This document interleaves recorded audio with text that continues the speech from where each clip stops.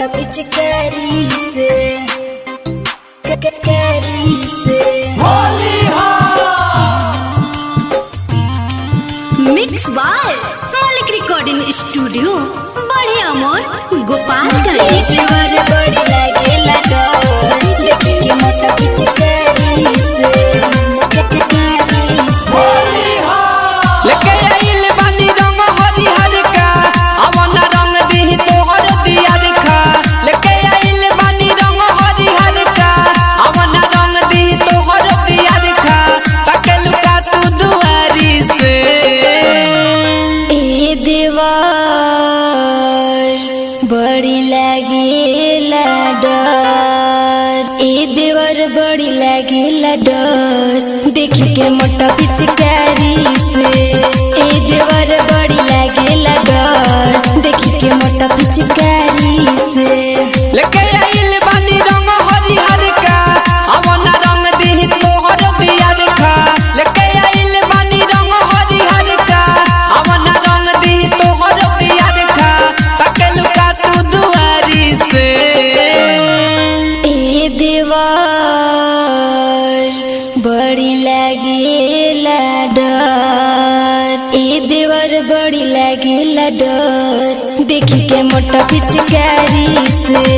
ए देवर बड़ी लागेला डर देखी के मोटा पिचकारी से। पिचकारी से पिचकारी से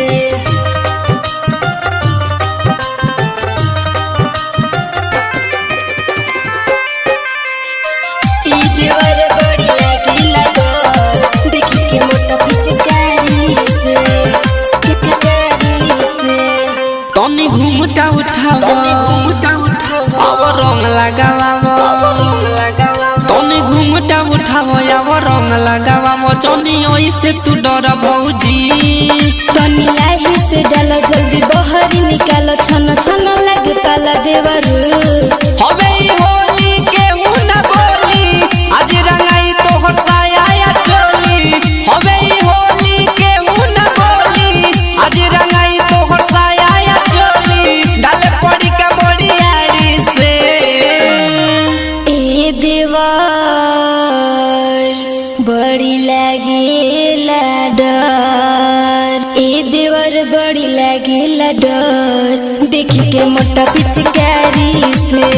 ए देवर बड़ी लागेला डर देखी के मोटा पिचकारी से।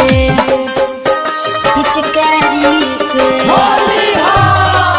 पिचकारी से मालिक रिकॉर्डिंग स्टूडियो बड़े अमर गोपालगंज। पिचकारी से ए देवर बड़ी लागेला डर देखी के मोटा पिचकारी से। पिचकारी से लेला होली के सवार फेरू आई साल बाद। लेला होली के सवाद फेरू आई साल बाद। राइटर और सद देवरू से तोहर के पछ पछ देर करे जब टचरिया राज के मन बतिया। और नया रे आ सोहर सुबोध ऐसे पिचकारी के करना विरोध।